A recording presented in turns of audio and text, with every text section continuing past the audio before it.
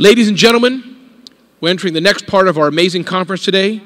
Please give a very, very warm welcome to the Associate Vice President of Diverse and Cause Marketing for Nationwide and our host sponsor for the Black Enterprise Entrepreneur Summit, Mr. Lou Yarbrough III. Please give him a round of applause.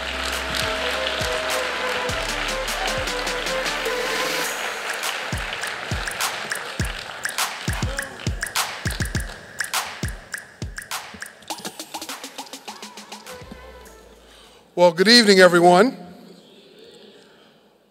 My name is Lou Yarbrough. I'm the Associate Vice President of Diverse and Cause Marketing at Nationwide. And on behalf of our CEO, Steve Rasmussen, and our over 30,000 associates across the country, I want to say thank you for being here with us this evening. And we hope that this is just the beginning of a very great and special summit. Nationwide is a proud partner with Black Enterprise, and we're glad to be the host sponsor of this event again yet this year. We appreciate the opportunity to be here with you today, and we're no stranger to Charlotte. Through our relationship and partnership with the CIAA, every time we come to Charlotte, it's like coming home, so it's great to be here. But tonight, we want to talk about our 8-year relationship with Black Enterprise and the support that we, along with Black Enterprise, have been giving minority businesses and look to continue to do moving forward. I also would be remiss if I did not give a special thanks and shout out to Butch Graves, the Graves family, and the entire BE team for their their effort in curating what is sure to be another great summit here today. I also want to let you know that the reason Nationwide is here, I often get asked the question, why is such a big company, Fortune 68 company, so committed to connecting with small businesses? And the answer is simple. We weren't always a big business. We didn't start out as a Fortune 68 company. We started out as a small group of individuals with a common noble purpose around creating more value for our members, as well as making a positive difference in the lives of others. So we know what can happen when a small group of individuals are committed and have a goal in mind. And so that's why we're here. We're here to connect and meet with you. So make sure that you take advantage of all of the opportunities, not only to network, but also to take advantage of the resources and tools available, because what you will see over the next couple of days could actually change the trajectory of your business and of your life. And with that said, I'm going to move out of the way. I want you to remember one thing: Nationwide is on your side. That was amazing. Can we give Mr. Yarbrough even another round of applause? We can do better than that, ladies and gentlemen. Can we give Mr. Yarbrough another round of applause? Thank you, Mr. Yarbrough, for those kind words. That was amazing. Ladies and gentlemen, please welcome the President and CEO of Black Enterprise, Earl Butch Graves, Jr.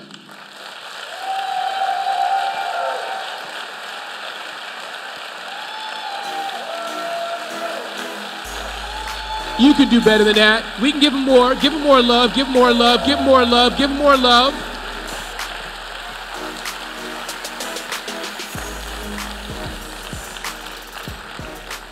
It looks like my mother must have put you all up to this. Well, good evening, everyone. And thank you, and please join me in giving a special thanks to Lou Yarbrough once again and our friends at Nationwide. We are proud that Nationwide continues to be our host sponsor now for the 8th year in a row.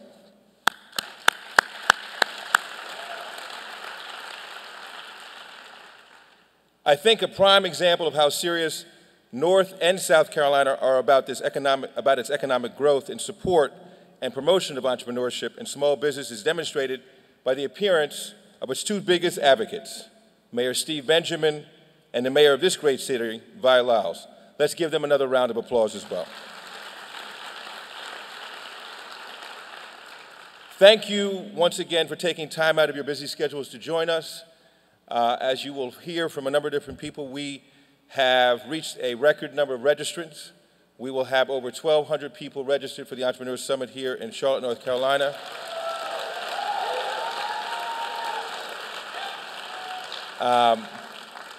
I'm going to mention it again tomorrow, but I want to thank in particular our outstanding steering committee, led by Kevin Dick and my man James Smudgy Mitchell. So let me give them both a round of applause for their work and what they've done.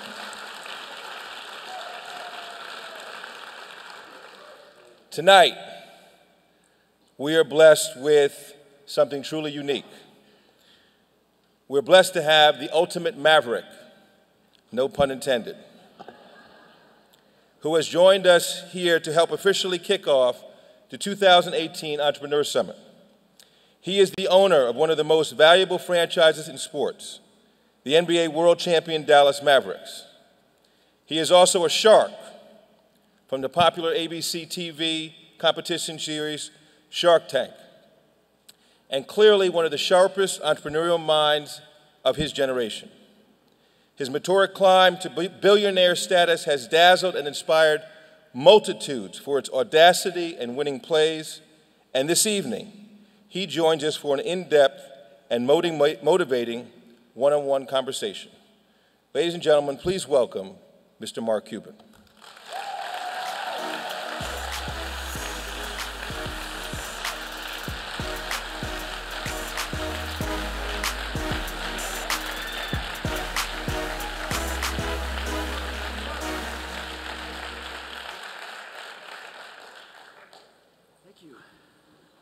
Well, Mark, thank you for coming and joining us here in the Queen City.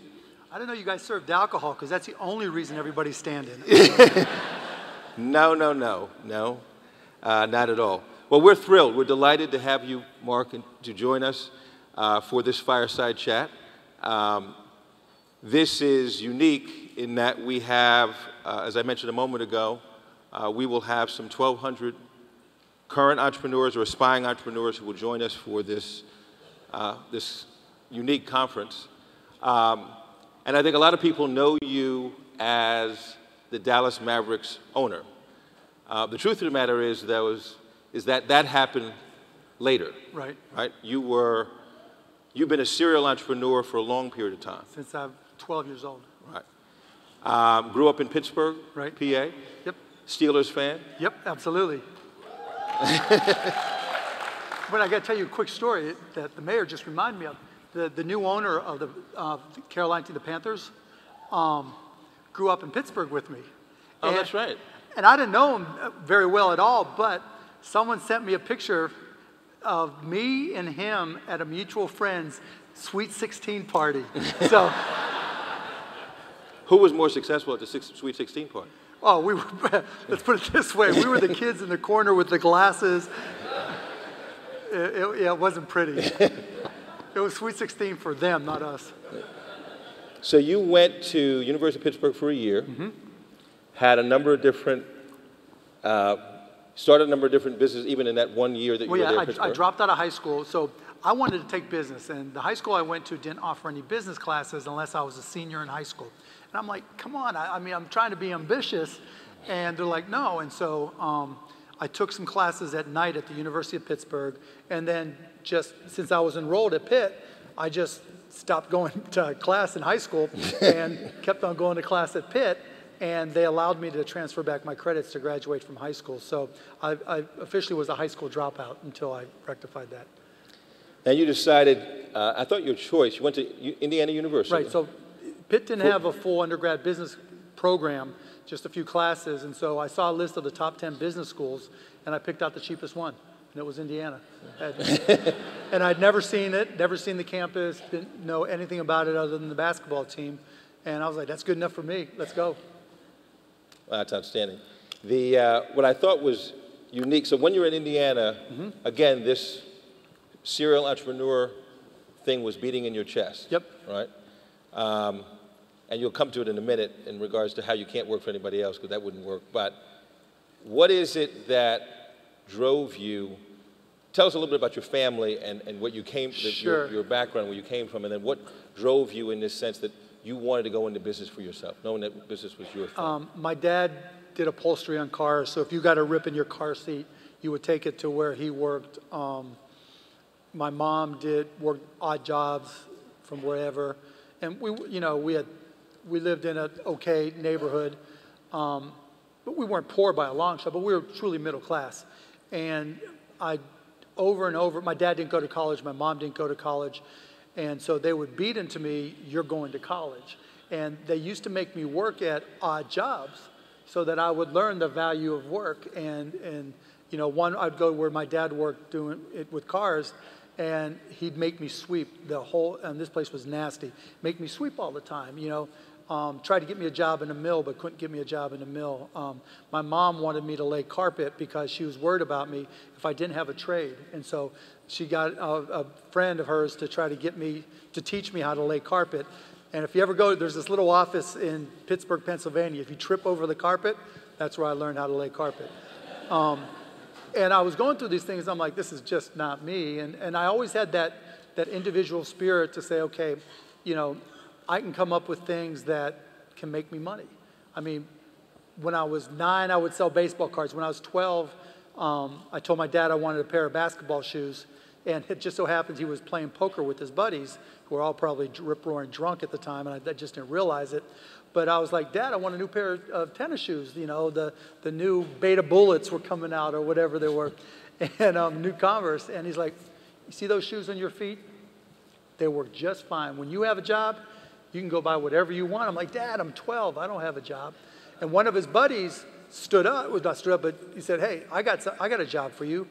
He had these boxes of garbage bags. And he's like, I've got these boxes of garbage bags I don't know what to do with. Why don't you sell them? I'm like, cool. What do they cost me? And they literally were a box of 100 these blue garbage bags that he would sell them to me for $3. And then I went door to door. And I was like, hi, my name is Mark. Do you use garbage bags? And I learned I could sell. It was just like, okay, $6, I'll drop them off whenever you need them. Just call me. And I made some money, bought my shoes, and that just gave me confidence, and it took off from there. So after you graduated from Indiana, and I was asking this back in the backstage, I said, you moved to Dallas, right, Texas. And I said, well, what in the world made you decide to move to Dallas, Texas? And you had a great answer, but I'd love you to share it with the audience.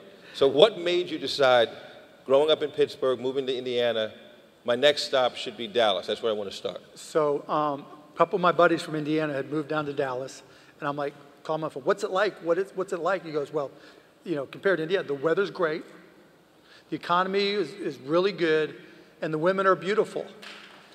And I didn't hear anything about the economy or anything else.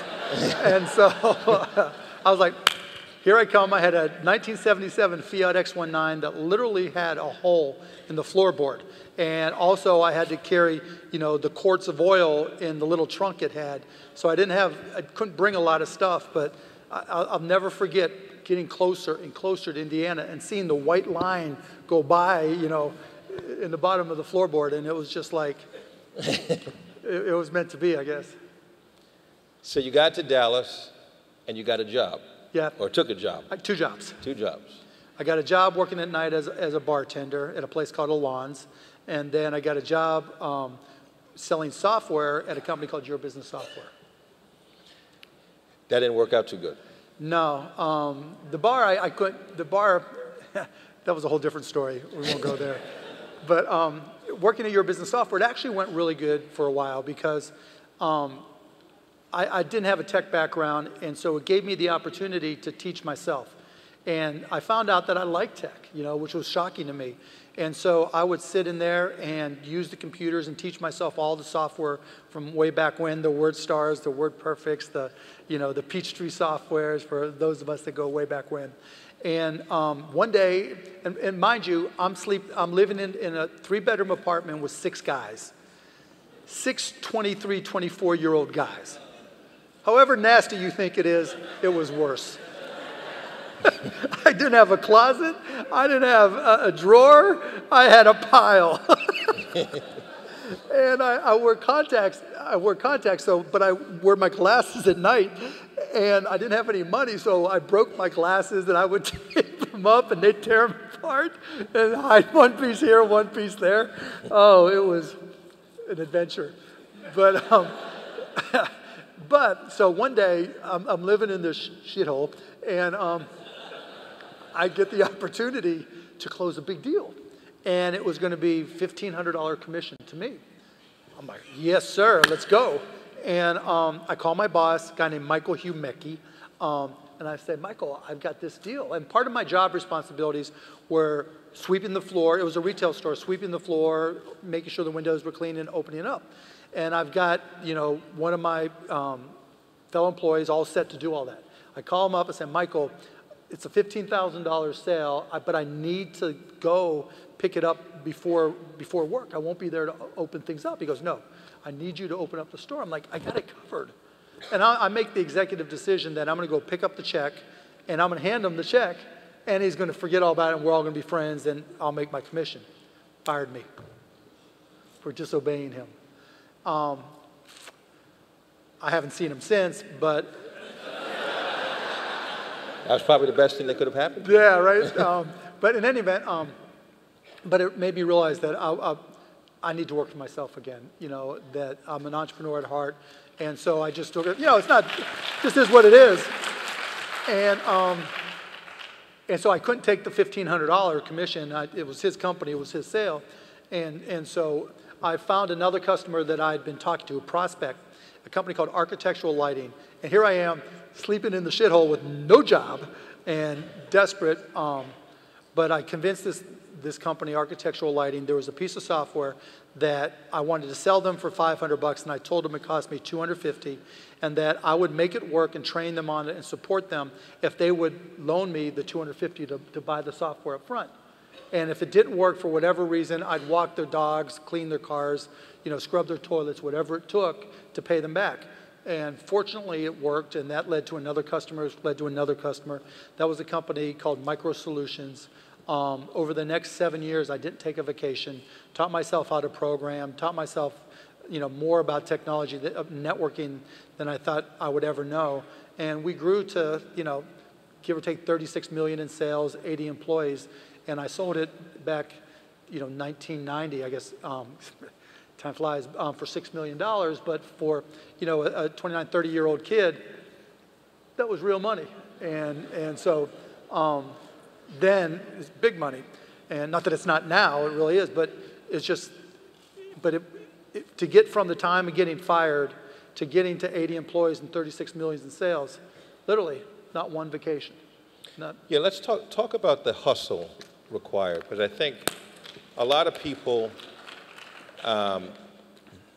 dream about being an entrepreneur and want to be an entrepreneur conceptually, but don't understand the time and commitment and the sacrifice necessary to be able to outwork everybody to get to that side, right? Yeah.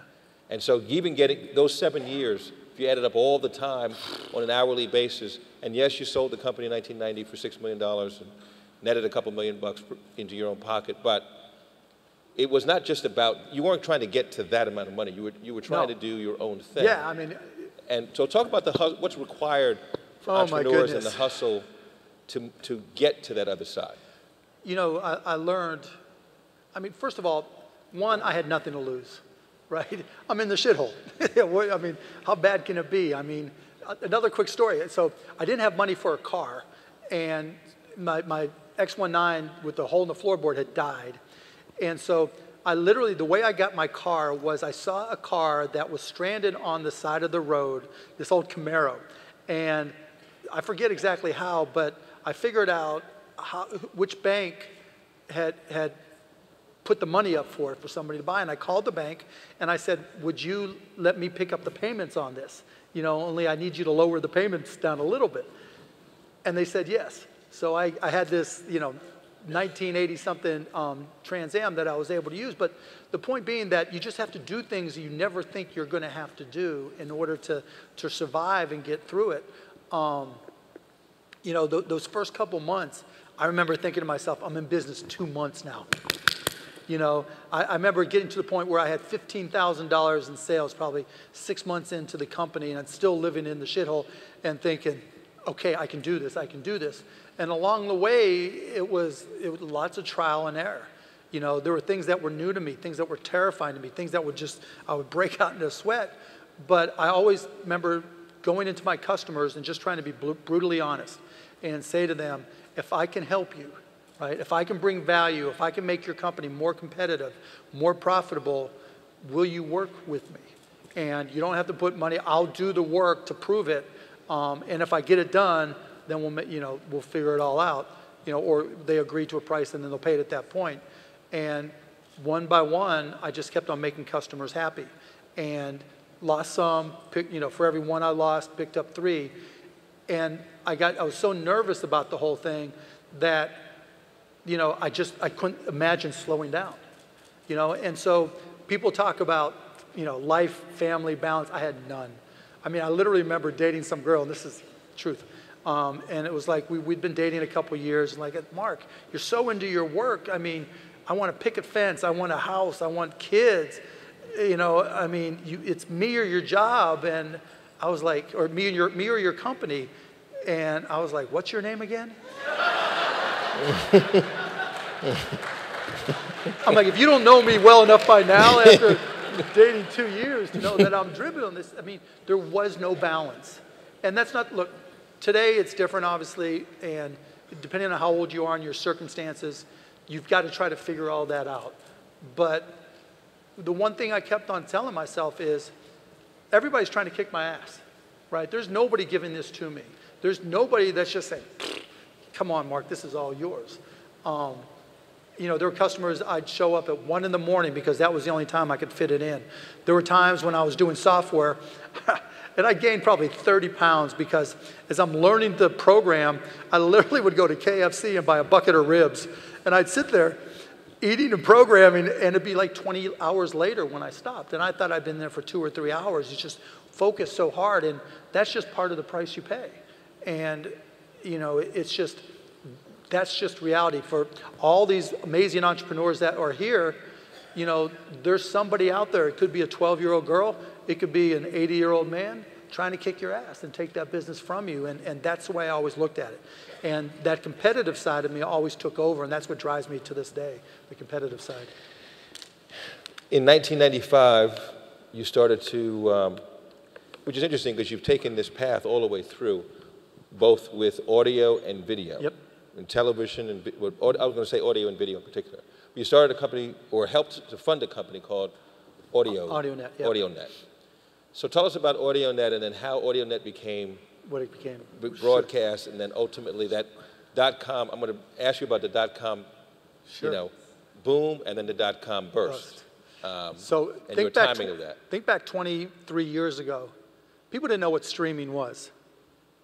I mean, it's hard to conceive now, particularly if you're young, but it's like, one time, you know, as you know, I went to Indiana, and in Dallas in the mid-90s, you know, when we had a good basketball team, we literally would, when we wanted to listen to our big games like Indiana, Purdue, go Hoosiers, we would call somebody in Bloomington who would put a radio next to a speakerphone and dial us, and we'd sit on the other side listening over a speakerphone, drinking our beer and whipping it up or doing whatever.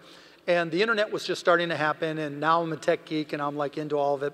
And we're like, there's got to be a better way to do this. And so one of my buddies from Indiana, Todd Wagner, was like, look, we've been thinking about this. And I'm like, no, I'll figure it out. I'm a networking guy now. And so we looked for ways to stream Indiana basketball. We called it netcasting back then, over the brand new internet. And so I went out and bought a Packard Bell 90 megahertz computer and an ISDN line and downloaded all this software. And I said, you know what, I'm going to figure it out. And lo and behold, by, oh golly, early 1995, we had figured out a way to, we took these 8-hour VCRs and connected it to a local radio station, record them, we'd bring them back, go through this process called encoding, and put it up on this website we called AudioNet. And then I'd go to any online forum, AOL, Prodigy, CompuServe, UUNet, whatever it was, or Usenet, and if you're interested in Dallas sports at all, because we hadn't gotten to Indiana yet, if you're interested in Dallas sports, go to this website, AudioNet. And back then, you had a dial-up modem, you had to download this software called TCP/IP, and you had to have software from your internet provider, which meant that so few people knew how to use it, we had no idea if it would work or not. But all of a sudden, AudioNet went from 10 people a day to 100 people to 1,000 people a day. And as we added radio stations, they're getting calls from all over the world from people who are listening to their shows on demand, not even live. And then we worked with a company that put together live software, a company called Zing, and we made it live, and then everything changed. And that's really when streaming was born. And we just grew that. And then in 1998, we got into video, changed the name to broadcast.com, went public, and it was the biggest IPO in the history of the stock market at the time. And then we sold it to Yahoo. So your timing was pretty good, though. Yeah, the timing was really good. Because you sold broadcast.com for $5.7 billion to Yahoo. In stock now. It wasn't stock. It was in stock. It wasn't in cash. But you also did something very unusual. You collared it all. You collared it with a hedge. Right. So explain to the audience what that was and why you did that. So we sold it for $5.7 billion in stock. And by that time, let's see, it was 1999, early 2000, I'd been in the tech industry for 15 years. And I had seen these companies and these themes come and go. When I started my first company, it was local area networks, and we did a great job with local and then wide area networks. And there were these companies, Wellfleet, Synoptics, that went like this and came charging down. Software companies, the old WordPerfects and WordStars and whoop, boom, crashed. PC companies, whoop, crashed. I'm like, I don't need to watch this story play out again with my money. And so I went to my broker and I said, we can't just sell it all at once because I had a 6-month holdup. And so I literally took every penny that I had and bought an index, shorted an index actually, that was the internet index that said, if the internet stock market crashed before I could sell my stock, then I would make money off this index. Well, I ended up losing $25 million on that deal, which was good, believe it or not, because that meant I'd lasted my 6 months and I could put a collar where I could slowly sell out all my shares and protect myself in case the market crashed by buying lots of puts and selling lots of calls, which I did. And so after the deal closed, within 3 months after my short ended, the internet market just started to crater. And despite all these people I told, even people in the company, when I sold the company, we had 330 employees, 300 of them became millionaires on paper. And if they did what I told them to do, they not only stayed millionaires, they made even more money. Unfortunately, not all did. But that's how I was able to protect the stock that I got from Yahoo, and then eventually turn it into cash. And it's been called one of the top 10 trades of all time in the stock market. No question. So at this point, you're 42 years old. Yep. And I'm still 42, by the way. Yeah, well, yeah. You just certainly look it, of course. Oh, I appreciate it. You're 42 years old. You've got this money in your pocket. Yep. You're in Dallas. Yep. And somehow or another you get the idea, or this team is available. The Dallas Mavericks are available. Well, it wasn't available yet. Or you made it. You made it available. You made it available. Yeah. But interestingly enough, you bought it from, I guess it was from Ross Perot Jr. Yep. And you paid what at the time seemed like an outrageous sum. It was an outrageous sum, yeah. $285 million. It was the highest price ever paid for a sports team of any sport, of any kind at the time. And people thought I was just a flaming idiot. Right. You totally lost your mind. Totally lost my mind. Something happened, too many drinks, and it was over. So that's in 2000. Yep. And as we've seen in 2015 and 16, teams were sold for $2 billion. Not enough. NBA team. Not enough. Not enough. Still not enough. Still not enough.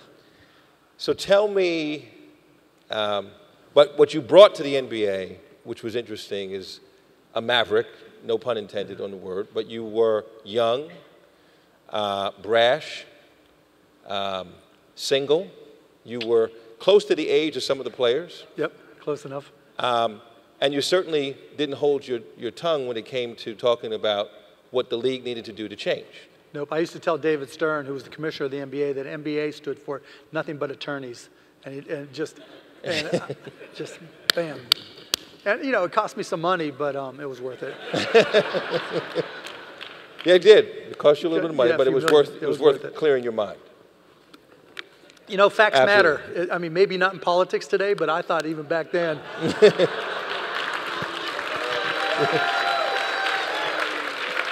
We'll come back to the politics in a minute. But you did really change the game. When I say change the game, change the league in many ways, in a very positive way. Many NBA players who I know were friends with at that time, you said, I'm going to take care of my team. Yep. I'm going to take care of my guys. We're going to have the best in class of everything. Yep. The best locker room, the best plane, the best of everything. Yeah, I mean, look, you know, to be one of the top 450 players in the world at anything, let alone, and in this case, basketball, you don't just get there by accident. It takes heart, it takes soul, it takes effort. Genetics too, but even there's lots of gifted athletes that, as you know, didn't get anywhere close. And when I got to the Mavericks, the only award the Mavs had won was being voted the worst professional sports franchise of the 90s. And so it was a mess. They literally spent more money on computer repairs than we did on player development and on player health. And to me, that was the craziest thing ever. But as it turns out, nobody in the NBA did. And so I remember talking to our coach, Don Nelson, back then, and others in the organization saying, okay, we're paying this guy $2, $3, $4 million, and we're just leaving it up to him to go work on his own to improve his game. That's stupid. So I put out a call, and we brought back all kinds of former Mavs, Rolando Blackman, Brad Davis, you know, Derek Harper, and others, to come in and say, you know, you guys are now our player development coaches. And we had 15 players, and we had probably 10 development coaches. And the whole league laughed at me. I remember going to NBA owners meetings, and the other owners were like, you know, or, you know, what are you doing? You're out of your mind. And, you know, all the sports writers would write articles. This guy has no clue what he's doing. He should just sit up in the owner's box and shut up and let the basketball gurus do what they do. And I'm like, I don't care what you say. I don't care what you do. You know, this is what I know is the right thing to do. And now, you know, all these years later, every team has got huge, you know, player development staffs, and they realize that, you know, you draft a player, you trade for a player, you sign a player. It's your job to get the most out of them in coordination with the player. And so those types of things were unheard of back then. You know, the idea, when I started with the NBA, they thought their product was basketball. And this applies to entrepreneurs very much so. You got to know what your product is. Micro Solutions, my product was profitability, using technology to generate profitability. At broadcast.com, it was our ability to make the world smaller. Even though we broadcast radio stations, those were proof of concepts so that corporations could do, you know, Intel would pay us hundreds of thousands, even millions of dollars so that they could stream their product introductions in 5 languages around the world, things they weren't able to do prior to that. So we made the world smaller. With the Mavs, we didn't sell basketball. We sold fun. We sold experiences. And I would go to the NBA owners' meetings, and I'd say, okay, what was the score of your last game? Do you remember this jump shot from your last game? And like, no. And then I'd say, okay, do you remember the first game you went to with your mom or your dad? Do you remember the first game you took your son or your daughter, your niece or your nephew to? That game you went to with a girlfriend or your wife or your buddies? Oh yeah, that's what we sell. We sell experiences. And those experiences have to be affordable, and those experiences have to be made special. And so, you know, I brought in music because what I learned early on was when a parent brought their 10-year-old or 8-year-old, that 8-year-old is looking like this, you know, whenever there's not action going on. And so I had to keep them engaged. And all these things were completely foreign to the NBA. And they just thought I was an idiot. But, you know, as I've learned over the years, that every time someone thinks I'm an idiot, I'm good.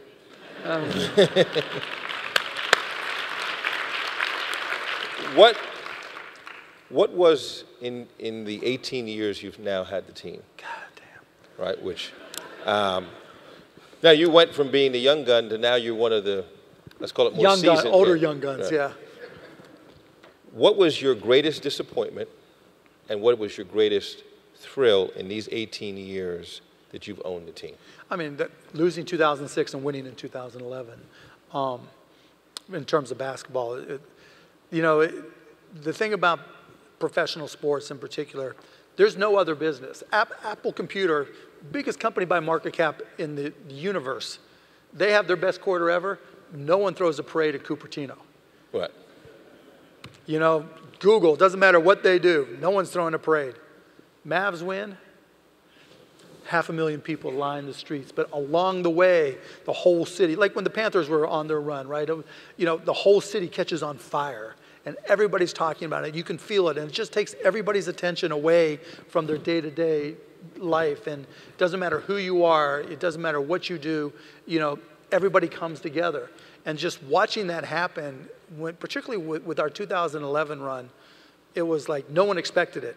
I'd be lying if I said I expected it, and then we got closer and closer, and then the anticipation and the stress levels just build up because all these years we've gotten close and lost, and I'm like, something, you just don't want to let yourself think it's going to happen, and then you get there, and I'll never forget, there's 30 seconds left in the game, and I still get emotional thinking about it, and Jason Terry hits a shot, and we go up 11.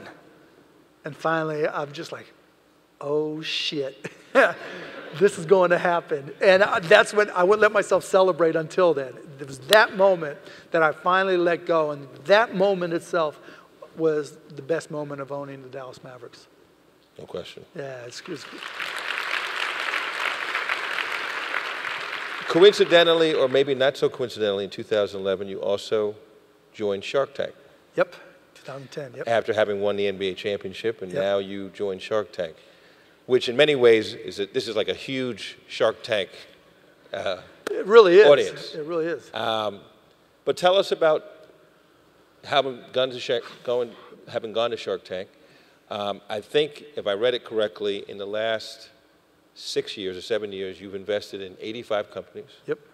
And over almost $20 million over $20 million. To these companies. So tell us about how the idea of them coming to you for Shark Tank and what it's meant to you and the opportunities you've given entrepreneurs over that period of time. Those are good questions.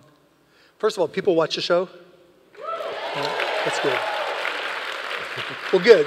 And the first thing I'll tell you, however big a jerk you think Kevin O'Leary is, he's a bigger one.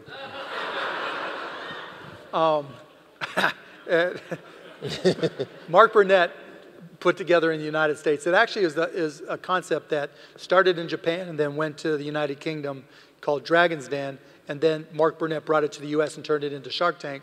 And I originally talked to him about it the first season, and they didn't cast me. And then I came back in the second season as a guest. And honestly, when I went on the show, they had bounced it around to different nights, and I'm thinking, this business show has got no chance of surviving. And so I go on there, do my 3 episodes as a guest, and I'm just buying every company no matter what. Because I'm thinking this thing's gone, and I'm like, I want to make my mark on this TV show because this is ABC, it's network television. I'm like, and Kevin and Damon and Barbara and Robert, they're looking at me like I'm crazy. It's just like when I went to the NBA, right? They're like, what the hell are you doing? I'm like, let's just have some fun. And the next thing you know, the show starts taking off, and it really starts getting a base of viewers. And now we start next week, a week from today, we start shooting season 10. But which is cool. Could you imagine, for me, 8 seasons of Mr. Wonderful? It's brutal, brutal. But the good part about it is that, so many companies have come on there, and we've picked some and missed some, and, I've invested, as you said, in 85, but I think now we're up to 7 of those that have sold. We just sold a company out of Atlanta that went on Shark Tank as Cycloramic. They had the iPhone that used the buzzer and you ran this app on it, and it just turned around and did a panoramic version of the phone, took panoramic pictures. Well, they changed the format of the iPhone, which is great. This is a great lesson for entrepreneurs, right? So this guy came in with this really cool app, worked with an iPhone 5, and it just turned around and take panoramic pictures and then stitch them together, and it was a cool picture. Well, so I give him $250,000, I think, for 20% of the company or 25% of the company. Not 4 months later, Apple changes the iPhone. And it's got this like rounded thing underneath, and we're like, oh, what are we gonna do? But the guy was smart. And one of the things I always look for companies coming in is, what's your unique advantage? What is the one thing you have that differentiates you from other companies? And for this guy, the product was interesting, but as I said on the show, the ability to program video and use what became computer vision was a unique skill that was hard to find. And so we worked with him and actually worked with him to bring in another CEO. And they used that same technology to be able to scan cars. So now if you go to websites like Carvana to buy a car, and you see how you can turn the car around just right there, that started with their software. And the guy's name was Bruno. So Bruno, we just sold his company for $22.5 million a couple weeks ago. And so I walked away with 25% of that. So I was like, yeah, Shark Tank. Bring me some more Shark. But the point of it is, all these companies come on, and there's some rules of thumb that I thought were smart going in, but have really turned out to be true moving forward. One is sales cures all. Lots of companies come in and say, I have a great idea, or I have a company, and we've got some sales, but we only need to do this, and we only need to do that. And you talk to them, and you talk to the entrepreneur, and I'm like, why aren't you selling? This is your whole company. There's never been a company in the history of companies to survive without sales. And so I think, now as more and more people watch Shark Tank, they're seeing it. But if you can't sell, if it's your company and you can't sell, you're not going to be in business long, particularly when you're starting up and it's just you. And sales is not something you can give to somebody else and say, okay, I'm just going to hire salespeople. Michael Humecki, remember that guy I told you about that fired me for handing him the check? He was the guy who wouldn't, he was the CEO and owner. He would never sell. He thought he could just bring us in and sell it. And the company failed afterwards. You got to sell. And so there are principles like that. The other thing is, when people get some momentum, they want to all of a sudden go big, right? Particularly, that's kind of a .com thing. Let's buy our customers, raise a ton of money. Well, one of my buddies, Howard Tallman, says it best. He goes, you got to nail it before you scale it. If your company doesn't work, making it big won't solve your problems. It'll just add to your problems. Another thing that we try to convey, or I've learned and try to convey to our Shark Tank companies, is that raising money always seems to be like the big thing to entrepreneurs coming in. Well, if I can only raise this money. Raising money isn't an accomplishment, it's an obligation. The best equity is sweat equity. What you can do and seriously, if you're putting in the sweat and you're putting in the time and you're not out there raising money and you're grinding it out and you're hustling, then you deserve to give yourselves a hand, because that's what it's all about. Because if you don't do that, it's not going to work. So many companies, and to me, that's part of the problem of Silicon Valley. They're so all about raising money, and they forget that just creates an obligation. And when I give you my money in Shark Tank, what is this? Just like, okay, here's your 100 grand. Call me when you're not so busy. No, I gave it to you for a reason, right? And I have expectations, and I want you to communicate with me, and I want to know that you're. I'll tell you. It follows a normal distribution. I've had some really great companies, and I've had just some pure out idiots.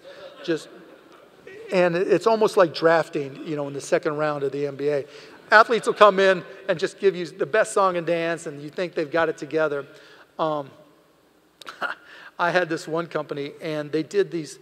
So I try to get people to paint their faces to come to Mavs games. And, kids will put on paint, but when you're done with it, it's a mess. And so this company, Game Face, they had these things. They got surgical tape, and they had them reformatted so that you could just cut it up, color whatever colors, or pre-buy the colors you like, and just poke the holes and cut them and put them on your face. And when you're done, you look all, Mavs colors, whatever, You just peel it off and you're done. It was great. We did some tests. We got Dr. Pepper to put their logo there. Awesome. Awesome. Kids loved it. 10,000 of them went out the door. They were cheap to make. And so the guy, I forget his name. But all of a sudden one day I'm getting a report. So the way I like to do it is I like to get weekly, depending on how good the company is, weekly, bi-weekly, monthly, or quarterly. You know, the better the company, the longer you can wait. But I always want bad news first. Because I invested in you because I expect good news. But when there's a problem, I want to know about it because I want to be able to help you and get it through it. And so with Game Face, I got my reports, and all of a sudden the money was gone. I'm like, what'd you spend all this money on? It's gone. And he decided we needed, for the surgical tape, you know, mask, he decided we needed patents all around the world to protect it. I'm like, dude, you've barely sold anything. What are you protecting? which is another rule of thumb, right? Oh, I got to get a patent. I got to get a patent. You don't need a patent. There's no good reason to patent something that sucks. But if you can't sell it, right, then you know it sucks. If you can sell it, then you can talk about it, right? But so in this case, it wasn't that it sucked. It was actually a good product, but the guy went through all of the money. I'm like, so what are you going to do now? I don't know. We'll start small. I'm like, look, we got them together, sitting there drinking iced tea. I'm like, I'm going to do you a favor. I own 33% of the company. I'm going to take over and run it. All you have to, you can go get another job. You can hang out with your kids. I'm not going to let, you don't have to do anything, and please don't do anything. I've got my 33%. I think this can be big enough. Just seeing what I could see was, you know, going to sporting events, and, you know, the World Cup was coming and things we could do there, and selling sponsors. Just chill, right?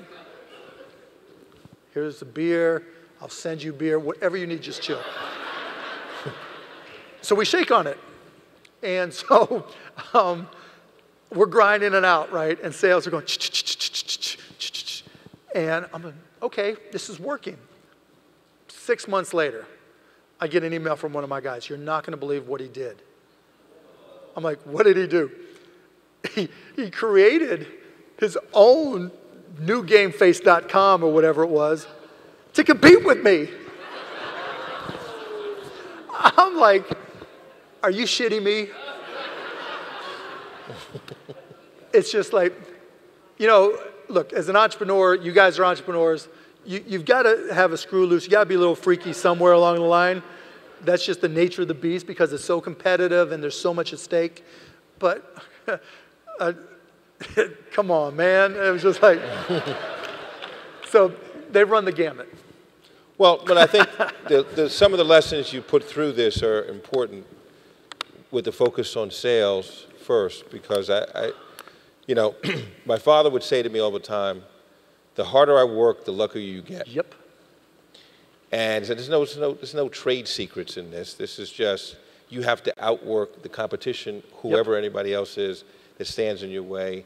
And you don't even have to necessarily, you know, I think about entrepreneurs today, and I think about my dad at the time.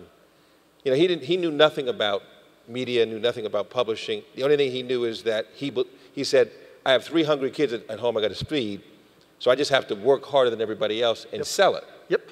And I think the sales part, which I'd like you to stay on it for a moment, really is the most important element for an entrepreneur, because you know, if I had $1 for everyone who brought me an idea without a plan behind it, you know, we have a private equity firm that we, you know, fund that we were running, and that we would invest in folks, and they would spend all the time telling you about this plan, but never give you the thing about how you had to sell. And that's like, well, if you're the CEO, you're in charge, you have to be the #1 salesperson. Always. No right? exceptions. You've got to be the #1 salesperson. So, I always say to people, if you come up with an idea where you say, I can make dollar bills for 50 cents, would you go out and raise money, or would you just go out and sell it? You just go out and do it, you know, and that's what you have to do. And look, we all go through that fear factor of, do I quit my job? Can I do this? Can I do this, and what happens next? The one thing I know with 100% certainty, and what I would tell myself is, if I can sell, and become a better and better salesperson and be great at selling, I'm always going to be successful whether I'm working for myself or if the company that I started just didn't work. I'll give you an example. Out of Indiana, before I went down to Dallas, I needed to start something. And I decided that everybody drank milk, and I found this product, powdered milk, that was cheaper, and everybody needed to save money. And I was going to go out there and sell it because it was cheaper. Now, it didn't taste quite as good. And so but I went out there to try to sell it. Failed miserably. But I learned how to make the sales effort even when things weren't going right. I learned that the rejection was, every no got me closer to a yes. That not every product was perfect, but I could take those same skills, even in failure, and translate them. So that what I learned selling garbage bags door to door, what I learned from selling powdered milk that was awful, what I learned from selling local area networks at Micro Solutions, all those things accumulated, and I got better at selling. So I always knew, you know, people always say to me, if you lost everything, what would you do? I can sell. I can sell. And it's not about selling ice to Eskimos. It's not about, you know, convincing people to do this. Selling is always about helping. Selling is always about understanding the person you're talking to and what their needs are. And if someone can help me make my life easier, yeah. People, you know, now with employees, people always say, well, like, what's the definition of a great employee? Someone who can reduce the stress of those around them. And it's the same thing. What's the definition of a great salesperson? Someone who can reduce the stress of their salespeople. And if in looking at your company and looking at your life and looking at your goals, if you're able to go out there and recognize that whether it works or doesn't work, you're putting yourself in a position where you're helping somebody, not convincing somebody, and you're reducing their stress, you're gonna be okay. It's going to work out. And, you know, that's the confidence I've built in myself that wasn't necessarily always there. But I learned that if I try to help, if I reduce people's stress, good things can happen. You have always been viewed as brutally honest, brutally frank. Yeah, sometimes to your detriment. I don't really think it's your detriment. I think it's just you being brutally honest. Yep. And going back to the NBA, when, you know, with the referee, you know, with the referees, and I forgot the guy's name. I think it was Ed Rush. Ed Rush Jr., yeah. And you said he might be the worst. No, I said he couldn't hire. I wouldn't hire him to manage a Dairy Queen. That's right. You wouldn't hire him to manage a Dairy Queen. So Dairy Queen called you and said you couldn't run the store, so you went over to Dairy, and they hired you for the day to run a Dairy Queen. And I know to this day, if you want to make a Dairy Queen swirl, you do 9-1-7 with the count. 9-1-7. So you did it. Learned something new, huh? Now it was worth all the money. But the league has changed. Yep. The world has changed, but the league has changed. I mean, because now there was a time you were drafting and bringing in seasoned players. Mm-hmm. Now you're taking a chance, basically somewhat rolling the dice on some kid, generally 19 years old or 20 years old. Yep.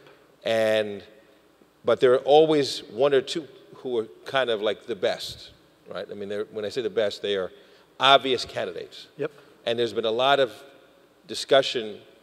They're trying to adjust and change it towards making sure the teams don't tank. Right. Right.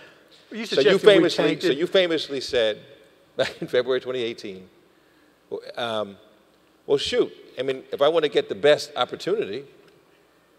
Okay, there's a backstory there. But explain. So, since you were fined $600,000 for it anyway, that gives you the opportunity. And I had to talk him down for more. Right. So. Explain what you were saying and what is really going on. So there's two things going on here. One, our season wasn't going as planned. And I had to be honest with our players, you know, because the difference between winning 5 more, 10 more, 15 more games and not winning those games is the difference between getting what we have now, the 5th pick, or the 9th or 10th or 11th pick, which the higher in the draft, or the lower the pick, right? The higher the number, the less likely you are to draft an all-star. Now, there's no guarantees if you have a 5th pick or even 1st pick, you're going to get an all-star quality player, but your odds are improved. And so our goal at the Dallas Mavericks is to win championships. And I sat down with a bunch of our players and went to dinner with them and said, look, this is the reality. Our best option is to lose. Hold that right there.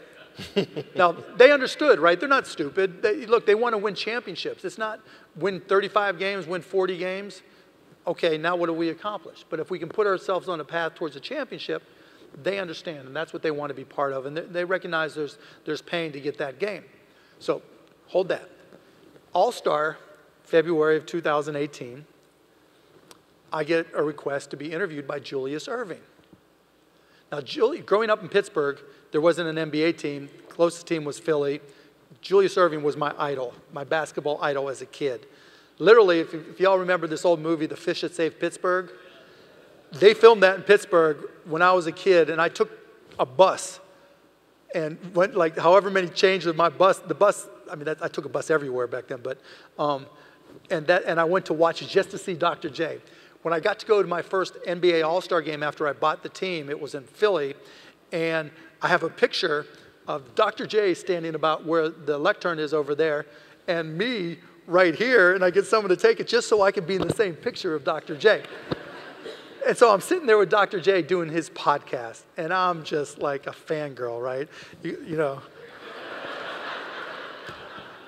And so we're talking about being in, he's asking me questions like you are, and he's talking about being, a player's owner. And not even thinking, I'm like, yeah, I had, a conversation where I told our players our best option is to lose. Bam. That's what it took. And that got out. And then it became, Mark Cuban says, the Mavs are tanking, which was true. And if I hadn't, said it that way, it would have been okay because there's 8 other teams that were tanking too. But yeah, so I got hit for a lot of money. Is what it is. What do you think the solution is? What do you, if you were suddenly put in the commissioner's seat, what do you think the solution is to make what I would say? Yeah. I don't think we have to change it all that much. What I would tell you is the team with the worst record can't get better than the 4th pick, and the team with the 2nd worst record can't get better than the 5th pick. And then you have the lottery for the rest. And so all of a sudden, come the end of the season, if it's looking like you're going to have the worst record, you have no chance to get the 1st pick. 2nd worst record, you have no chance to get the 2nd best pick. You're going to play. And you're going to play hard, and you're going to make trades because you have to win. Otherwise, you lose the opportunity, and then you let all the other teams do the lottery the way they do it now. So that's what I would have suggested, but they don't always listen to me. Maybe they should. I tell them that all the time. Let's switch the conversation to politics for a moment. Oy. You have been rumored to, in many ways, I think would be positive. I'm sure this audience would agree with this, but it's demonstrated now that you can be just about anything and become President of the United States. For better or worse. For better or for worse. And you've been very vocal critic of President Trump. So tell us what your thoughts are, not so much about beating up on the president, but what you see is happening in this country that is dividing this country, in my view. The divisive politics, the divisive conversations about everything, what's happening with, and this is happening with both Democrats and Republicans. Sure. It's happened with, and it is starting to bring out other things with men and women and all the above. So tell me your thoughts in regards to what you're seeing in this political landscape and whether or not you would actually really consider. Well, let me do that part. Would I consider it? Yes. Do I know I'm going to do it? I mean, I'm not close to saying yes, but it's something I'll consider because that I have 3 kids, 8, 11, and 14. The older 2 are girls and a boy. And the definition of being an awful parent is running for president when you have kids that age. And it's such a great age, I just don't want to put them through it unless I have to. And so we're not to that point yet. But in terms of what's going on in the country, you know, I think America works best when we're Americans first. You know, that we all are going to be who we are, our race, our ethnicity, you know, where we came from. And we're always going to be proud of that, and we're always going to recognize that. But when that's our only identity and it becomes kind of our team, almost like our sports team, and then that tribalism starts to pull us apart. But when we think about who we are, we're 99% the same. Whether you come from the United States, you're an immigrant, your parents were immigrants, however you got here, we're 99% the same. And I think it takes leadership to get us to recognize that. We want all our fellow Americans to succeed. We want all our fellow Americans to get along. We don't want to wake up in the morning, every morning, feeling stress about what's going on in the world, you know? And so I think rather than, if I were to run, the impetus would be, you can't be a Republican. You can't be a Democrat, because that tribalism is as bad as any other tribalism. You know, that's separating us as much as anything. But you can be an American. You can be independent of those and just try to do the right things. And, you know, and I think that starts with leadership, and that leadership starts with everybody deserves respect. Everybody. No exceptions. Everybody deserves opportunity. No exceptions, right? Everybody needs to be treated as an American, that is an American citizen or legally here, needs to be treated as such. And and for those who, you know, have issues, aren't here, we need to care and figure it out. You don't throw people under the bus because they don't fit who you think they should be. And so I think you know, we get so caught up in the news, and we get so caught up in, you know, what our president does or doesn't do, and that just gets us all torqued up. When in reality, somebody, whether it's me or somebody else, it doesn't matter. Somebody needs to say, we're all Americans first. We all deserve opportunity. We all deserve respect, with respect probably being first and foremost. And if Americans care for each other, we can do things together. That's what makes America special. Look, we're all entrepreneurs here. You're all here because you want to create.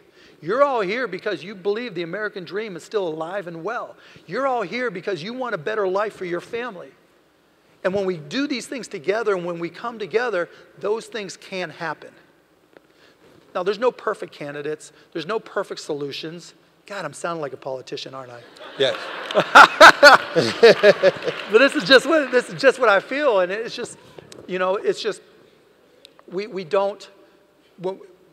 just need somebody that says, put aside the Democrats, put aside the Republicans. You guys had your shot. Now it's time for a new America. Let's all come together. And look, even the furthest left and the furthest right,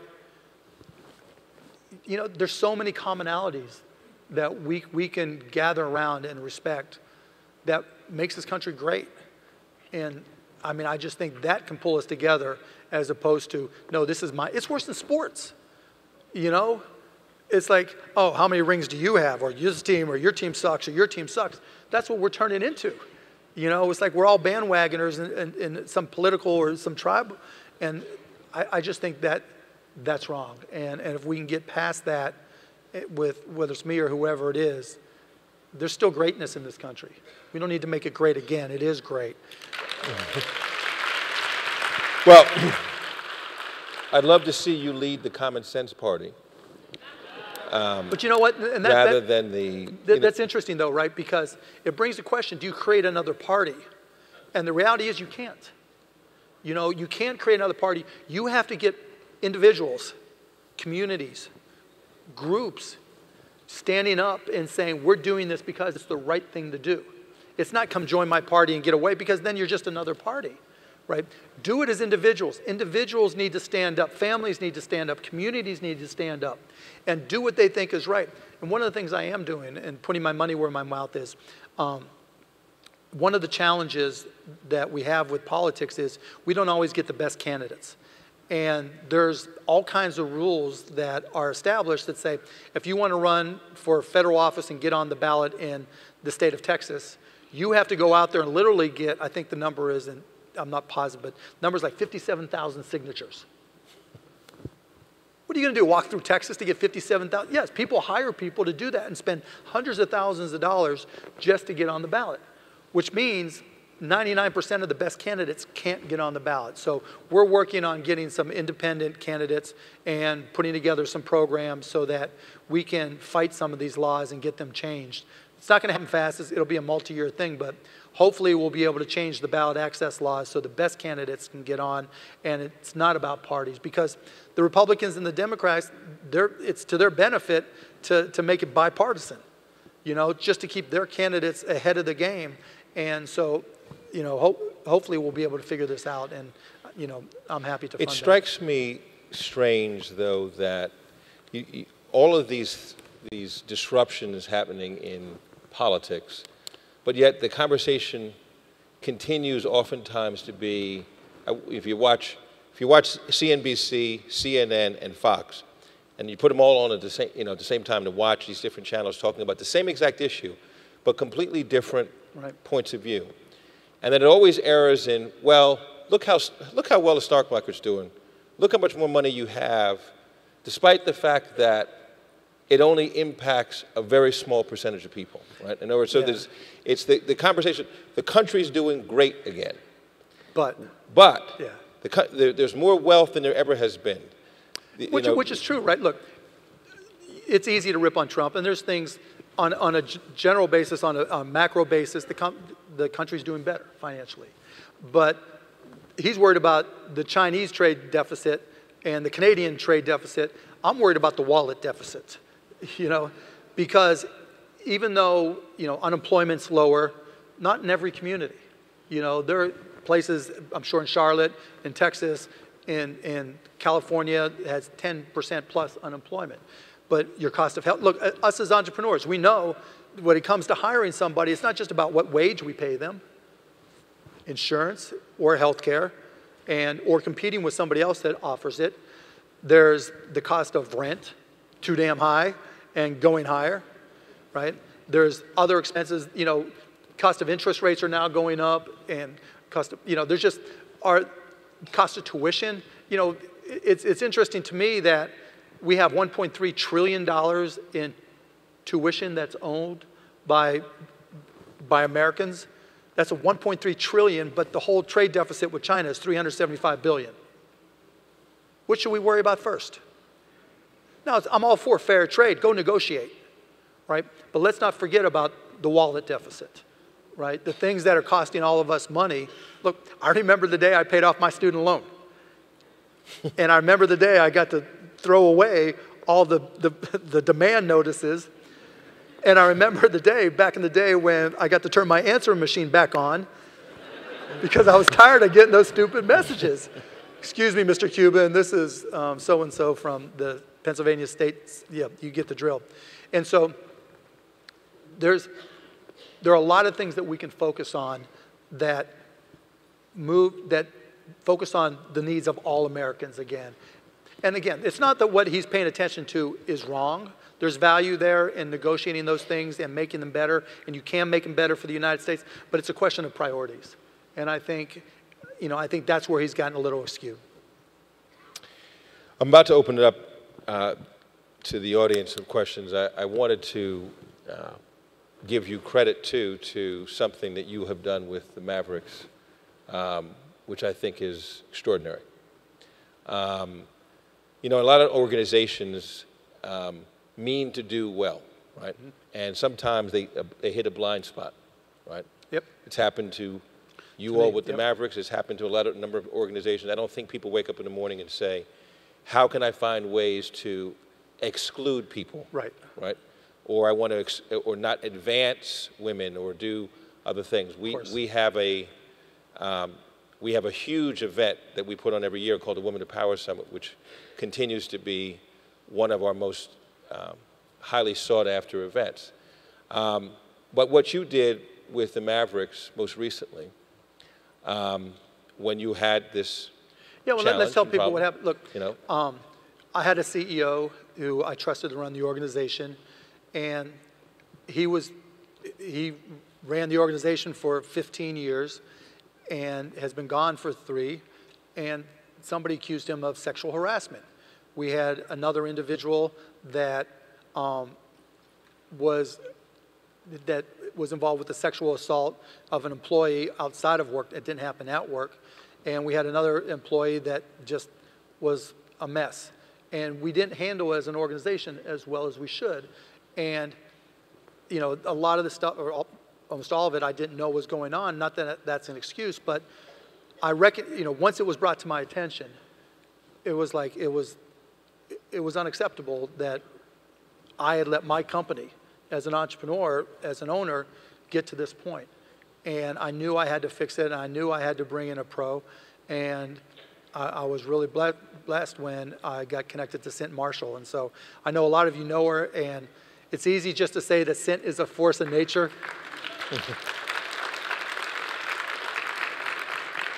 Well, I'm not sure. But I'm not done. Let me finish. Okay, yeah, Let me finish one thing. It's easy to say she's a force of nature because she is. But what I know now that I didn't know when I hired her is that she's a phenomenal manager.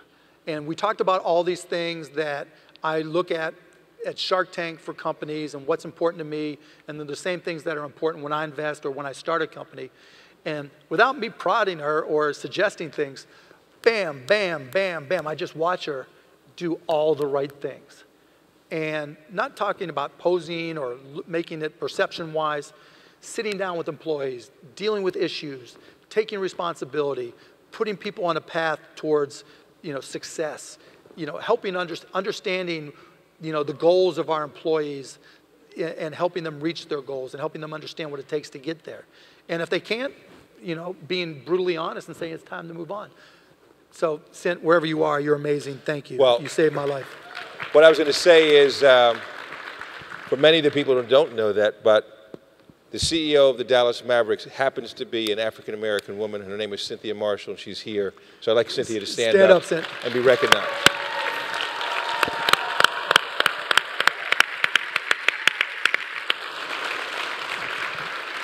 And it says a lot about you because if I look around the other 31 teams, or 29 teams, excuse me, they don't have an office that looks like your office. I mean, honestly, I didn't care if Cint was purple. Right. She's just really, really, really, really good. And to me, that's what's important. And what she's teaching me and what I'm learning, that, diversity is not just a word, and it's not just a body count. It's not just a checklist. It's not even about inclusion.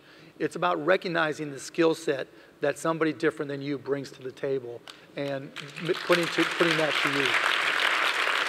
And honestly, I didn't know that before. Before all this happened, I didn't know that. I thought if I treated you like I expected to be treated, then I was treating you equally, and that was good enough. But treating people equally is not the same. Is not recognizing who they truly are and taking advantage of their skills. And I've learned that through Cint. I've learned that through all this. And, like Cint and I talk, we'll be a much better organization. I'll be a better exec. I'll be a better investor. I'll be a better shark because I recognize that, treating people equally is not the same as treating them, recognizing their skills and their differences. And for this audience, it's critically important.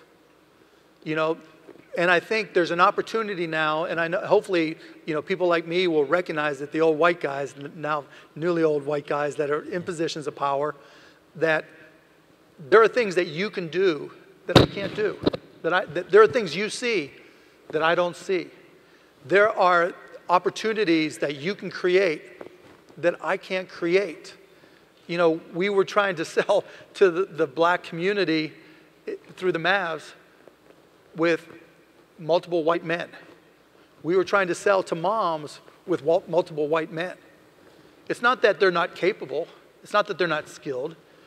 It's just everybody brings something different to the table. And as an entrepreneur, You have to recognize what the differences are that you bring to the table, and you have to be brutally honest with yourself, right? You can't lie to yourself like we all lie to ourselves as entrepreneurs. But those differences can be part of your unique skill set, like I talked about earlier. And now I'm finally starting to recognize those things. And you know the one thing I know? It's going to make me a shitload more money. Okay, so we're going to open this up to some questions and answers. Well, let me be clear. I'm not looking for quanswers. I'm stealing that one. Right. I'm looking for a question. And if you start down the path of giving us a sales pitch, I'm going to cut you off. Okay. So this is not the time. This is not this is not the elevator pitch competition. Oh, that's great. I want questions, not quanswers. Quanswers. I'm stealing that one. Good You're evening. going to hear that on Shark Tank. Good evening, Mr. Mark Cuban. I drove 6 hours just to ask this question to you. My name is Stephen Price. Hey, Stephen. You talked about companies having a unique advantage. Can you speak more on that for me, please? Sure. I mean, what is it that a customer can get from you that they can't get from anybody else? And you have to be very careful with that, too. When I just talked about lying to yourself as an entrepreneur, because often we'll say, well, it's just like Uber, but it has pink cars. Uber doesn't have pink cars. That's a difference without a distinction, right? Lots of times people get confused between what's a product and what's a feature. Pink Uber cars, that's a feature. That's not a unique product. Excuse me. So you have to know what it is that you do that is so unique, your potential customers say, whoa, I did not know that. As opposed to, well, let me go tell Uber that they should probably add pink cars. Because whenever you're competing with, all of you are going to compete with Amazon at some point, if you're not already. Just the reality. And so you've got to understand, when Amazon starts looking at my customer base, what is it that I can convey to them that makes me unique? And that's what I meant by unique difference. Hello, how are you? Hi. Good. I'm Saray Jackson. No, and I'm speak up, we can't hear you. I'm sorry, is that better? Yeah. My bad. So I'm Saray Jackson, and I just recently saw a episode of Shark Tank where a lady was on there with bread pudding. I make a graham cracker treat, and everything I make is on a graham cracker. But eventually I want to be kind of like the next Auntie Anne's or something like that in the malls across America. So you guys didn't make a deal with her, and it was almost as if she couldn't kind of scale her business to be that big. So I was wondering if that's how you felt, or like, because it's kind of niche a little bit. Okay, it's niche. So that's the answer. Next question, please. It was a niche. Good evening. My name is Joyce Cooper, and what I would like to know is, as we build our businesses, should we think about building them to sell, or in my case, I would like to leave a legacy for my family for generations to come. So what advice do you give? What was the second part of it? I didn't understand. Should we, when we build our businesses, should we look to build our businesses knowing that one day we may have to sell? Or in my case, I really would like to leave a legacy for generations to come. So what advice would you give someone like me? So don't think about the exit, right? Just think about surviving and then keeping your customers happy and growing. If you're worried, if you're already spending the money you haven't made yet or have a vision for it, those are brain cycles that you're taking away from getting those first customers and making them happy. It's great to dream. I'm not saying I used to drive by the big houses with the hole in my floorboard and hope someday I can do that and use that as motivation. So it's great to dream, but you got to stay focused as much as possible. Thank you. Good luck. Hey, how you doing? My name is great, Trey Jackson. I'm in the video production field. As you created your broadcast TV company in the time that it was the whole industry was emerging, so you did really well. I found that my industry, it's, camera phones are taking over, and videographers are less valued. Like, looking for what kind of industry or what can make me unique in that field, and how to leverage, like, in this space of media is so everywhere, but So I get that question all the time. So what industry should I look at? I can tell you all about artificial intelligence, computer vision, personalized medicine, but then what, right? And so, and maybe you're an expert in one of those fields and you can go for it. But what I tend to try to tell people in terms of what does it take to be successful, find something you love to do and then be great at it. Not average, not marginal, not good enough, but if you can be great at it, be great at it. If you are the greatest videographer in the history of videographers, people don't care about cell phones. What is it that you can do that makes them know that the way you do it is special? And if you can do that and convey it, then you'll be fine. If you're not sure, then you've got to decide whether you want to stay on your own, be a contractor, or go work for somebody. It just depends. And let me add one other thing. I crushed myself, and like my brothers didn't. They took a completely different path, and they were looking just 9 to 5 at yada yada. Not everybody's got to be an entrepreneur. And so if you've got it in your blood and that's what you want to do, then find a way to be great. And if not, you'll figure it out. You'll find something else. Hello. Hi. My name is Jillian Heishaw. I'm an attorney. And how do you scale a nonprofit to be a for-profit when you're working in rural communities in high poverty areas? How do you scale a nonprofit to be a profit? For-profit. To be a for-profit when you're working in high poverty rural communities. Well, it depends what the business is. What type of law work do you do? Agricultural law and estate planning. I have no clue. Sorry.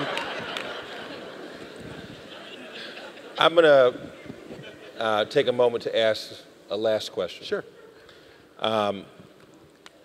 And we have a lot of entrepreneurs here and a lot of African American entrepreneurs, many of whom, when they talk to me, always say, all I need is X thousands of dollars or X million. There's always a number, right? It's always, if I only had X, yeah, right? If only.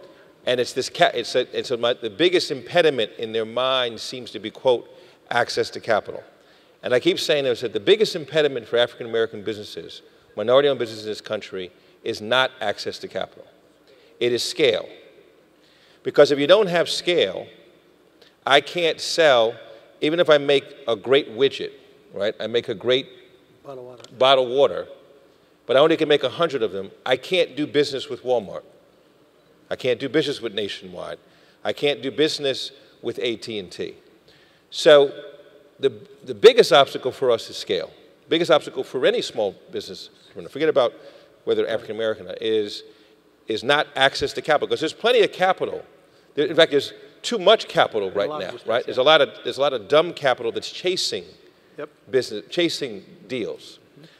What would your advice be to those who recognize that, yeah, they need money, but it's really about making a better, because scale comes through sales. Right. Scale comes through making a better product than everyone else. That's what I tell them, right? So there's a Shark Tank company from last season called Mush, right? Cool stuff. It's like this oatmeal that they packaged. It's fresh dried oatmeal that they packaged with a little spoon, and it has to be refrigerated, but you just grab it and go. And the response was great from the show, and now, like I just saw their numbers, they went from 50,000 in sales to 100,000 to 125,000 in 3 straight months. It's not scale, but they're growing, right? And they all of a sudden are like, okay, we got to go raise money, and we got to do yada, yada, yada, right? Scale is hard not just because of the economic cost, but also because of the people cost and the mind share cost. It's hard when you're dealing with a major company, and in particular if you're dealing with a big company like a Walmart or Costco or whatever, because you only get one shot at those guys. And so like I told Mush with Whole Foods, they're interested. I'm like, you're not ready. You're not ready. You have got to crawl before you ball, you know, and so I told him, it's going to be painful not to go after that big customer, but think about what happens if you go after it and A, it's going to take capital you don't have and you're going to borrow it, or B, it doesn't work out and they return it all. then all of a sudden you're out of business. And so you're right that you need capital to scale, but you also need the confidence that you can scale and that you can keep your customers happy. And so I always tell people, get to the point where you've taken care of the customers that you can take care of.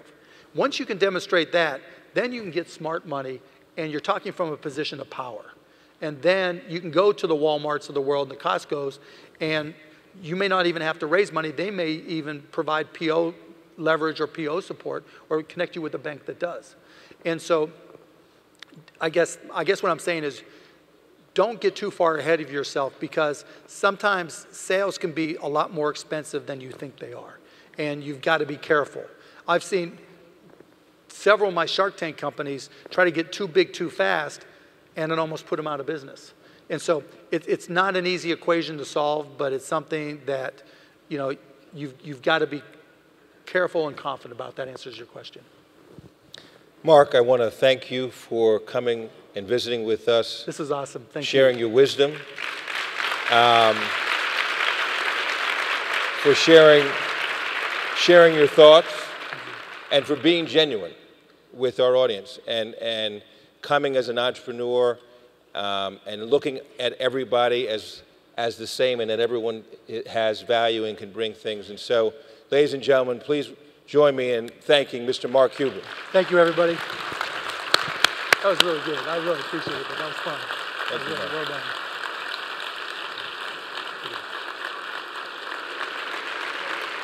You've done this before. Once. Thank you, everybody.